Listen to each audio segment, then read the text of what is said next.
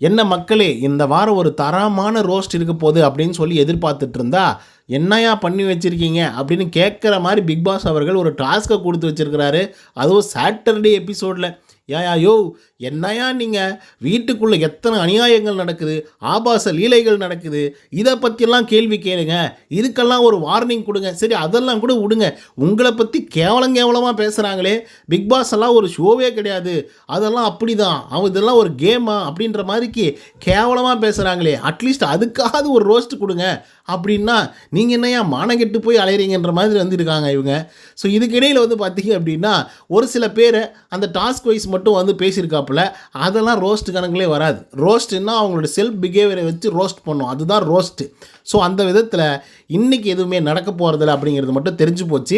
அதனால் இன்றைக்கி எபிசோடும் செம்ம சப்பையாக தான் போக போகுது அப்படிங்கிறதும் புரிஞ்சு போச்சு. ஸோ இன்னும் சில விஷயங்களை பற்றி இந்த வீடியோவில் முழுசாக பேசலாம். ஸோ இந்த வீடியோக்கு போகிறதுக்கு முன்னாடி நம்மளோட சேனலை சப்ஸ்கிரைப் பண்ணாதவங்க சப்ஸ்கிரைப் பண்ணி வச்சுக்கோங்க. லைக் போட்டு வீடியோ பாருங்கள். வாங்க இந்த வீடியோக்கு வந்து போகலாம்.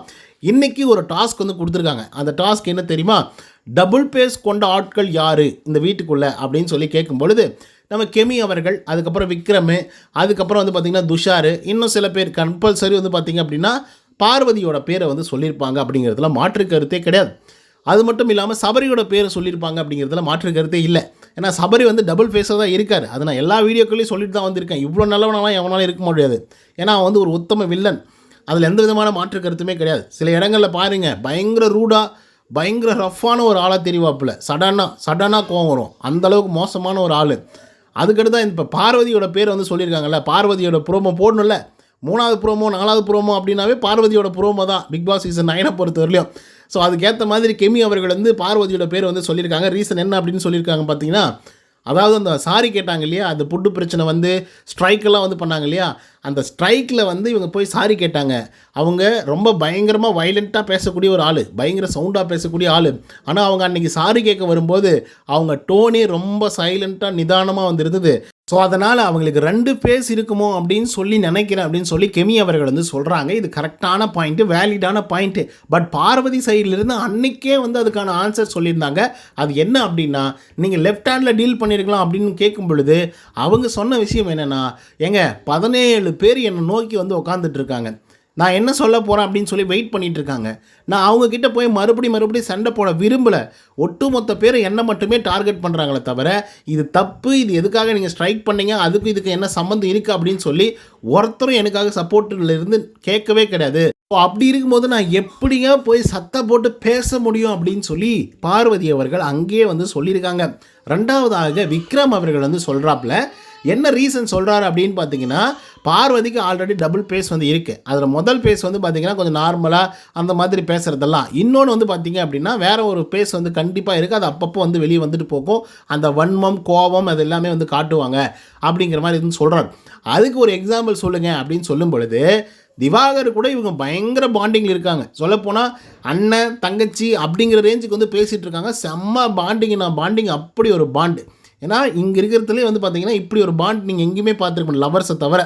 அப்படி இருக்கக்கூடிய ஆட்கள் திவாகர் அண்ணன் கூட நீங்கள் வந்து ரேம்ப் வாக் பண்ணுங்க அப்படின்னு சொல்லி கேட்கும்பொழுது, இல்லை அது ப்ரெசன்டபிள் கப்புலாம் வந்து இருக்காது அப்படிங்கிற மாதிரி சொன்னாங்க அப்படின்னு வந்து சொல்கிறாங்க விக்ரம் அவர்கள். இதை பார்த்தோன்னே பார்வதிக்கு ஒரு பயங்கர ஒரு எக்ஸைட்மெண்ட். என்னையா பேசிகிட்டு இருக்கு, என்னையா சொல்லிட்டு இருக்கு அப்படிங்கிற மாதிரி வந்து இருக்கும். அப்கோர்ஸ் அவங்களுக்கு வந்து சின்ன பொண்ணு. ஸோ அவங்க வந்து அவங்கள ப்ரெசென்ட் பண்ணிக்கிறதுக்காக தான் அவங்க வந்து இங்கே வந்திருக்காங்க. ஸோ மேபி அவங்க வந்து சினிமா வாய்ப்புகள் கிடைக்கணும் அப்படி இப்படின்றதுக்காக அப்படி வந்திருக்காங்க. இப்போது நடிப்பு அரக்கன் அகாடமி அப்படின்னு சொல்லிட்டு லாஸ்ட் வீக்கில் ஒரு டாஸ்க் வந்து கொடுத்தாங்க. அதில் வந்து நான் கிளவியாக நடிக்க மாட்டேன் அப்படின்னு சொல்லி ஆதிரையும் யாரோ வந்து பார்த்திங்க அப்படின்னா சொல்லியிருப்பாங்க. ரீசன் என்ன அப்படின்னா, அதே மாதிரி போர்ட்ரேட் ஆகிடும். இவங்க வந்து சப்போர்ட்டிங் கேரக்டருக்காக வந்து பண்ண போகிறாங்க அப்படின்ற மாதிரி வந்து ஆகிடும். ஸோ அந்த மாதிரி நான் பண்ண மாட்டேன், நான் ஹீரோயினாக தான் பண்ணுவேன் அப்படின்னு சொல்லி பண்ணியிருந்தாங்க. ஸோ அந்த மாதிரி கூட இருக்கலாம். பட் அது வந்து ஒரு டபுள் பேஸ் மாதிரி தான் இருக்குது அப்படிங்கிற மாதிரி விக்ரம் வந்து சொல்லியிருக்காப்புல. 3வதாக துஷாரா அவர்கள் சொல்லியிருக்காப்புல. அதாவது எனக்கு அவங்களுக்கும் பயங்கர போட்டிகளும் பயங்கர பிரச்சனைகளும் இதுக்கு முன்னாடி வந்திருக்கு. அவங்க என்னெல்லாம் வந்து வேறு மாதிரி மோசமாகலாம் பேசியிருக்காங்க. பட் இருந்தாலும் இப்போ வந்து பார்த்திங்க அப்படின்னா பயங்கர பாசமாக பேசுகிறாங்க. ஏதோ ஒரு மாதிரி வந்து இருக்காங்க. எனக்கு சுத்தமாக புரியவே இல்லை. என்னை பார்த்தா வந்து ஏதோ லேபுக்குள்ளே இருக்கக்கூடிய எலி அப்படின்னு நினைக்கிறாங்க. அந்த மாதிரி நான் ஆட்டி வைக்கணும்னு பார்க்குறாங்க. என்னை அப்படி ஹேண்டில் பண்ணுறாங்க அப்படிங்கிற மாதிரி துஷார் அவர்கள் சொல்கிறாப்புல. டேய் தலை என்கிற தருதலையே, நீ வந்து எலி கிடையாது, ஓகேவா? அதாவது லேபில் இருக்கக்கூடிய எலி கிடையாது, அரோரா பின்னாடி சுற்றுற பெரிச்சாளி அப்படின்னு தான் வந்து சொல்லிட்டோம். ஸோ அப்படிப்பட்ட உங்களுக்கு அது டபுள் பேஸாக வந்து தெரியுது. ஸோ இதை தவிர்த்து வந்து இருக்கலாம், மேபி அவங்களுடைய பாயிண்ட் ஆஃப் வியூவிலேருந்து வந்து பார்வதி அவர்கள் வந்து டபுள் பேஸாக இருக்கிறதுக்கான வாய்ப்புகள் இருக்குது. ஆனால் அவங்க ஒரு காம்ப்ரமைஸ் பேசினாங்க. காம்ப்ரமைஸ் பேசினதுக்கு அப்புறம் தான் அவங்க வந்து அந்த மாதிரி மாறுறாங்க, துஷார்கிட்ட பேசணும் பழகணும் அப்படின்னு சொல்லி நினைக்கிறாங்க. ஸோ ஆனால் அதை வந்து பார்த்திங்க அப்படின்னா இந்த இடத்துல போட்டு உடைக்கிறாங்க துஷார். ஆனால் துஷாருக்கு வந்து புரியல, ஏன் அப்படி பண்ணுறாங்க, எதுக்காக அப்படி பண்ணுறாங்க, நேற்று வரைக்கும் ஏன் அவங்க நம்ம மேலே எரிஞ்சு விழுந்தாங்க, சண்டை போட்டாங்க, இப்போ ஏன் நம்மக்கிட்ட நல்லா பேசுகிறாங்க அப்படிங்கிறது ஒரு சாதாரணமான ஒரு புரிதல் அவங்களுக்கு வந்து இல்லை. பட் கேம் வைஸ் பார்க்கும்பொழுது கண்டிப்பாக அந்த ஒரு சந்தேகம் வந்து இருக்கும். ஸோ அதனால் துஷார் அவர்களையும் நம்ம குறை சொல்ல முடியாது. ஆனால் இவ்வளோ அனலைஸும் பார்வதி மேலே மட்டும்தான் பண்ணிங்களா பாஸ் அப்படிங்கிற மாதிரி வந்து இருக்குது. ஏன்னா மற்ற வேலைகள்லாம் கொஞ்சம் பண்ணியிருந்தீங்க அப்படின்னா அந்த தலைவர் போஸ்ட் அப்படிங்கிறது வந்து உங்களுக்குள்ளே இருந்திருக்கும். அதுக்கப்புறம் அந்த போட்டியிலையும் டேரெக்டாக நீங்கள் பங்கெடுத்துருக்கலாம். இந்த வாரத்தோட தலைவருக்கான போட்டியில் எல்லாத்தையும் விட்டிங்களே பாஸ் அப்படிங்கிற மாதிரி வந்து இருக்குது. என்ன பண்ணுறது, காலம் போனதுக்கப்புறம் தான் அறிவு வரும்னு சொல்லுவாங்க. அந்த மாதிரி துஷாருக்கு வந்து வந்திருக்கு. சரி, ஓகே, இவங்களை தொடர்ந்து பார்வதி மட்டுமே டபுள் பேஸ் கிடையாது, சபரநாதன் அவர்களையும் சில பேர் வந்து சொல்லியிருக்காங்க டபுள் பேஸாக இருக்கான் அப்படின்னு சொல்லி கண்டிப்பாக பார்வதி சொல்லியிருப்பாங்க. அதே போல் வந்து பார்த்திங்கன்னா நம்மளுடைய திவாகர் அவர்கள் சொல்லியிருப்பாப்புலன்னு நினைக்கிறேன். சில பேர் இன்னும் சில பேர் வந்து அவரை குறை சொல்கிற ஆட்கள் வந்து இருக்காங்க. பட் எல்லாருடைய முகமும் இன்றைக்கி உடஞ்சிட போகுது அப்படிங்கிறதுல மாற்று கருத்து இல்லை. ஏன் அப்படின்னு பார்த்தீங்கன்னா, இப்போ சபரி சபரி சபரி சபரி சபரி அப்படின்னு சொல்லி டாஸ்கில் பயங்கரமாக சப்போர்ட் பண்ணுறவங்க இருக்காங்க. எப்போ என்ன நடந்தாலும் சபரிக்கு வந்து விட்டு கொடுக்காமல் பேசுகிறதுக்கான ஆட்கள் வந்து வீட்டுக்குள்ளே வந்து நிறைய பேர் வந்து இருக்காங்க. ரொம்ப பாசமாக பழகிறவங்க இருக்காங்க, சாப்பாடை விட்டு கொடுக்குறவங்க இருக்காங்க. ஸோ இந்த மாதிரி நிறைய பேர் வந்து இருந்துகிட்ருக்காங்க. அவங்க அதாவது அதுவும் சபரி சொன்னால் செய்கிறதுக்கு ஆள் ரெடியாக இருக்கக்கூடிய ஆட்கள் வந்து இருக்காங்க. ஸோ அப்படிப்பட்ட ஆட்கள் இருக்கிற தருணங்களில் இப்படி ஒரு கேள்வி கேட்ட உடனே சபரியோட பேரை யாரெல்லாம் சொல்கிறாங்க அப்படின்றத நான் பார்க்கணும். ரொம்ப ஈகரோடு வெயிட் பண்ணிகிட்ருக்கேன். அட்லீஸ்ட் அதை பார்த்ததுக்கு அப்புறமாவது அவருக்கான கேமிங் அப்படிங்கிறது வந்து மாறதுக்கான வாய்ப்புகள் இருக்குது. அப்படி இல்லை அப்படின்னா ரொம்ப கஷ்டம், ஓகேங்களா? ஆனால் என்னை பொறுத்தவரையிலையும் சபரி அவர்களுக்கு 2 முகங்கள் கம்பல்சரி வந்து இருக்குது. ஸோ நீங்கள் வேணால் எழுதி வச்சுக்கோங்க. இன்னும் கொஞ்சம் நாட்கள் வேறு தான் அவரால் தாக்கே பிடிக்க முடியும்.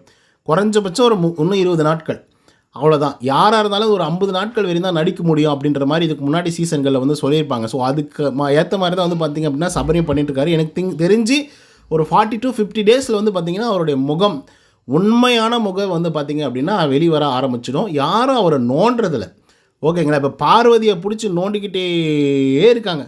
ஸோ தட்ஸ் ஒய், ஓகேங்களா? அதனால தான் அவங்க வந்து எக்ஸ்ப்ரெஸ் ஆகி வேறு வேறு முகங்கள் வேறு வேறு கோணங்களில் அவங்க பேசிக்கிட்டே இருக்காங்க. ஆனால் சபரியை யாராவது நோண்டினா மட்டும்தான் அவரை பற்றின டீட்டெயில்ஸ் எல்லாமே வெளியே வரும். இப்போ கம்ருதீனை நோண்ட நோண்ட நோண்ட நோண்ட நிறைய விஷயங்கள் வெளியே விடுறாருல வாயிலிருந்து, எஃப்ஜேவை நோண்ட நோண்ட வெளியே வருதில்ல. ஸோ அந்த மாதிரி சபரிநாதன் வந்து ஒரு 10 அடி வெளியே நிப்பாட்டிடுறாரு. யாரும் கிட்ட வராதிங்க, யாரும் எந்த கேள்வியும் கேட்காதீங்க அப்படின்னு சொல்லி. பட் பொறுத்திருந்து பார்ப்போம், கண்டிப்பாக அதுக்கான ஆட்கள் வருவாங்க.